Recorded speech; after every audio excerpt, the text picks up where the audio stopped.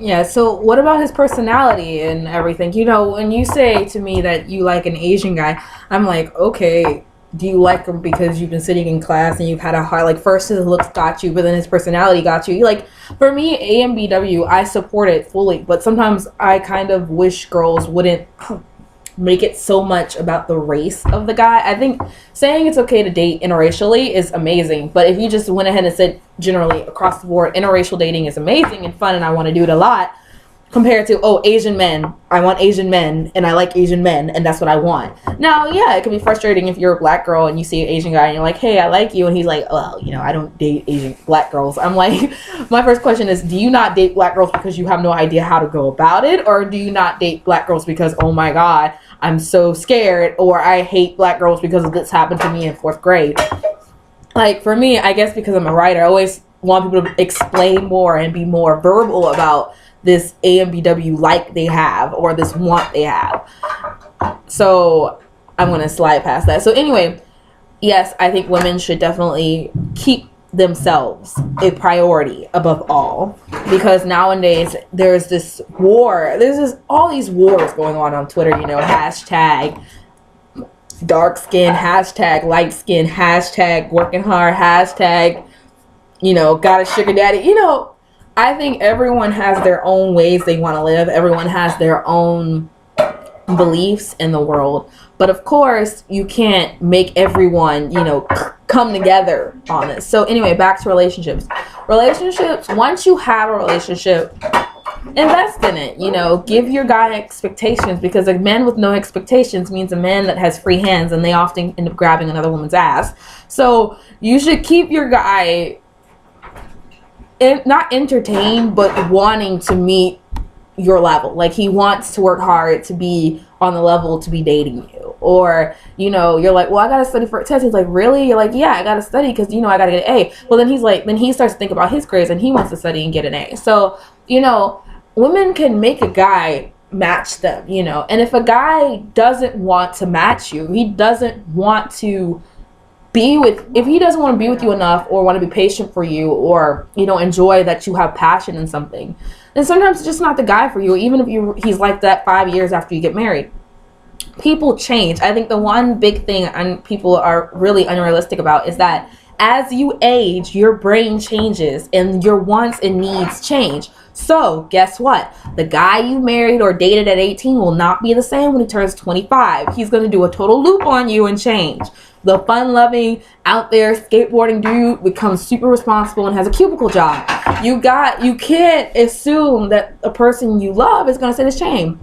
Often real love, remains during the changing and the altering and the growing and the weight gain and the weight loss and the sickness and health part. You know, when you marry, they pretty much tell you what's going to go on in your life, you know, when you get married. You know, sickness and health, or rich or poor. You know, though hopefully all my bees know how to keep their money straight. That's why I said maintain your goals, just in case something pops off and you need to make money. Anyway, so relationships as a whole are a lot of work. Some of them are easy. I mean, some things are easy. If you sit together and you laugh about stuff, sure, but then don't let that interfere with, oh, we need to have a serious conversation, but you guys don't know how to have a serious conversation with one another. You know, sometimes you're going to have to be serious in your relationship. Okay, I'm going to this college and you're going to that college. Do you want to maintain this relationship, or do you want to break up and see where we are 4 years from now and get back together if we're still interested in each other? You know, sometimes you have to be blunt, and some people can't handle it. Like, they want to be caught up in the love and the romance and the kissing and the first time having sex, all that stuff. They want to get caught up in all that instead of being like, so I really like you and let's talk about protection. Like, I'm really going to have to go see the doctor, you know, like stuff like that. Like, are you interested in having sex right away, or can you wait? You know, now, of course, when you first meet a guy, you shouldn't be asking him all these questions, nor should you be like talking about your ex-boyfriends. All the rules in the magazine are pretty straight. I mean, you can work girl code if you really, really feel like you have to read, you know, furbish the rules and regulations about relationships. But yeah, so aside from the pretty obvious stuff, I feel like African American women, especially the older generation, who've gone through the trials and tribulations should talk to African American girls and tell them stuff that will prevent them from going through the same problems. Because it's silly to be in competition with someone who's younger than you.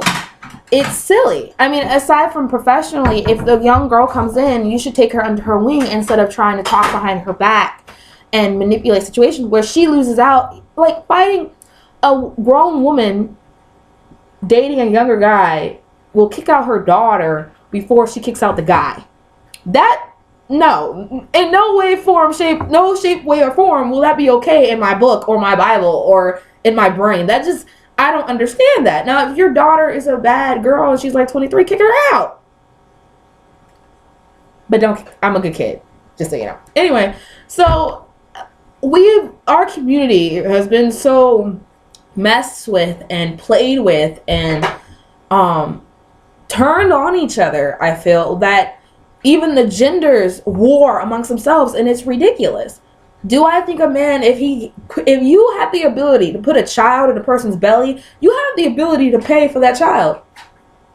No, there's no discussion. There's no talk. There's no requirement. Do what you're supposed to do. If you did this, you need to handle it. Be a grown man. And if you're with a man that you feel like if you got in a situation like that, you can't trust him. Even if, let's say, you get pregnant by this guy, but you guys aren't together, like together, you feel confident that he has the responsibility and maturity to still help you with that kid, even though you guys aren't in love with each other.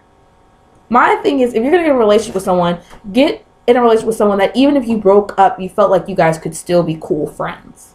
And not even friends, just acquaintances. Or you could see each other, hey, what's up? You don't want to get with someone where you feel like if anything pops off, they're going to be enemy number one. Okay? That's just across the board. All right? So, one, let's talk about sex, I guess, because this is the second video. You can do what you want. See, this is what happens when your mom stands behind you. You can eat. No, I didn't stop it, but I'm just going to keep going, and then I can make a whole video with the ideas I have here. But, sex. Oh, my God. You do not have to have it. It is not, that should not be your goal in life. Before 21, I lose my virginity to so-and-so on the basketball team. That should not. That is absolutely ridiculous. And you know it's ridiculous when you say it. Be open about sex. Explore your sexual self. But do not make sex a goal in your life. Because sex is nasty. Making love is amazing. But sex is nasty. It's disgusting. It is nothing like the porn you see. People screaming and yelling and grunting and making baby noises. You watch porn and you're thinking there's a baby in the background crying. You need to stop watching it. So, I'm just going to put that out there. Sex. Do not. And if you do not feel comfortable with the person, if you feel every time they lift your shit, like, no, don't touch me. Oh my God, no.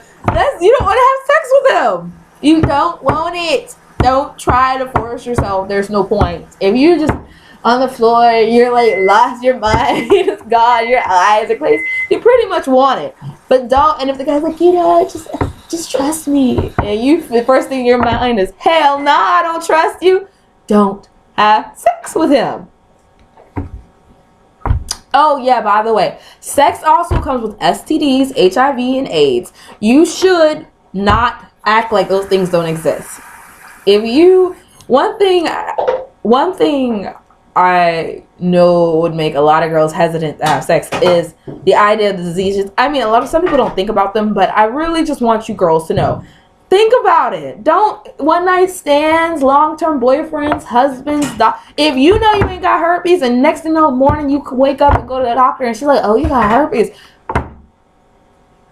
and you two sitting there arguing with each other. I don't know how you got it. The only way you can get it is congenital. It's not like you just woke up in the morning surprised you got herpes. You know where you got it from. Be real about that stuff. If you don't want gonorrhea, herpes, AIDS, spots, molting, flesh leaving your body, be blunt about sex. Don't be just like, oh, I love it. It was so good. Oh my God, girl. I did it last night. And then I got the cock. It's so wow. be aware of the seriousness of having sex. That's why having sex with just anybody just ain't right. Don't do it. It's not like, you trying to, you're playing hockey with your life in hopes you might make a goal on a demon holding the hockey puck. That's like ridiculous. It's like, oh yeah, I'm just gonna have sex and just hope I'm okay after I'm done. Like come on, like who do I have to look at to make you understand how ridiculous that is? That is ridiculous. Do not do it. It's stupid. Oh my gosh. Oh, and by the way, you do get pregnant if you have sex without protection. I just thought I'd let my community know that, because a lot of girls popping up at 15, 16, 14 who don't realize that. Oh, I just wanted him to make me feel good. I didn't know baby was gonna come first time. Did your mom not teach you the flux and when you might be fertile the most, when you might not be the most fertile, so on and so on? Come on, seriously. Come on, women. What is going on out there? And we have 14-year-olds going, I didn't know I could get pregnant. Are you a woman? Do you have ovaries? Do you have a vagina? I'm pretty sure you're going to get pregnant if you have sex unprotected. Protect yourself. If you feel like, oh, okay, ma, I'm going to have sex. Like, you're 4. I mean, it's really, really awkward to have this conversation with your parent. But the night you have sex with your boyfriend, or you're going to do it, you're like, I'm going to do it. You should go to mom and be like, okay, ma, I'm thinking of be sexually active, no matter how crazy, insane she goes. No matter what religion you worship. No matter what God you worship. Mom, so I think I'm about to start being sexually active. Okay. Hopefully she's calm. She doesn't start screaming at you in whatever language she speaks, or going off on you or trying to hit you. So I think we should go to the doctor, and I think I should go ahead and get birth control, get started on that. Now, a lot of girls actually do start birth control just for the period, just for the menstrual cycle, so it gets normal. Because I know I have one friend whose her menstruals was really, really harsh and could last a day or a week and a half, really bad. So she had to do that for health reasons. But go ahead and get your daughter set up on birth control, even if you have the slightest belief that she is. Or you say, well, I don't want you to have, moms can lie to their children. You can do it. You've done it before. You told us the sky was made out of cotton candy. You can tell us, hey, your period isn't bad. If you start on birth control, it might help you out. And she's gonna be like, what? You think it's no, it's just for your, for your menstrual cycle or your period. First of all, why is talking amongst women about periods awkward? When did that become awkward? That's a fact of life. Like going to the bathroom. It's a fact of life. We go through that stuff, and it sucks.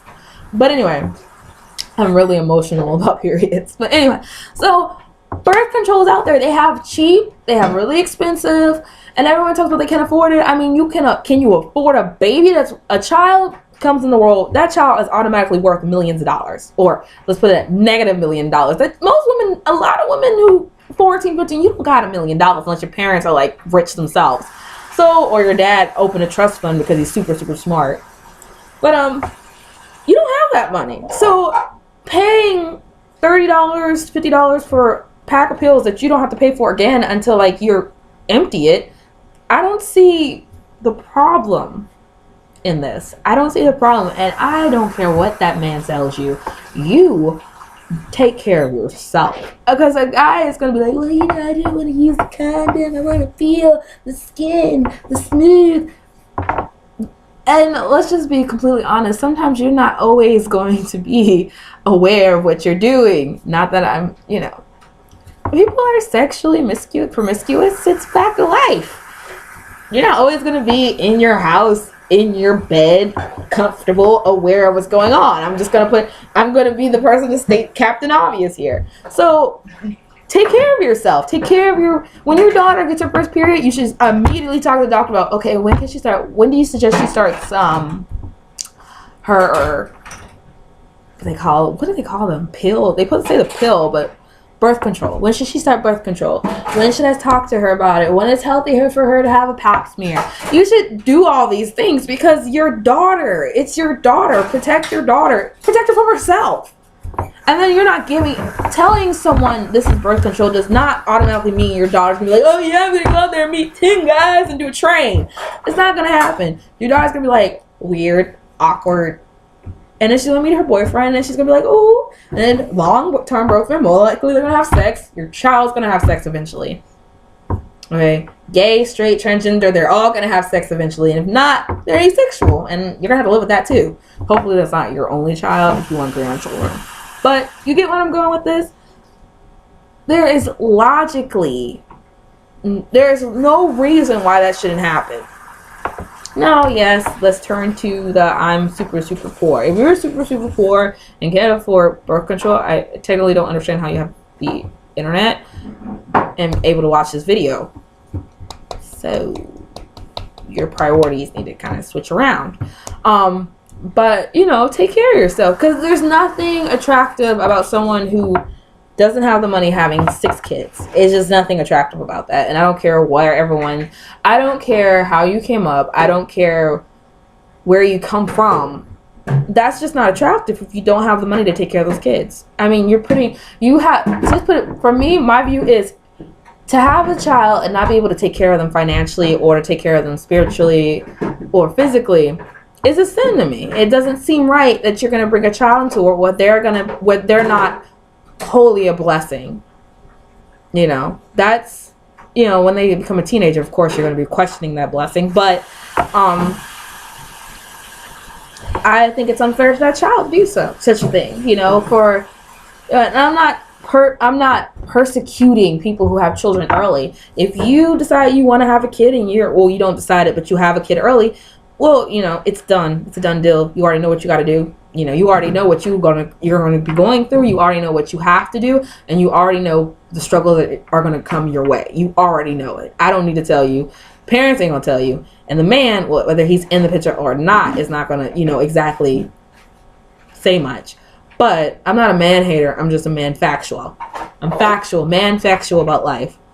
So you need to worry about you and stop worrying about whether a relationship is going to work or not. And that's my relationship advice. Peace.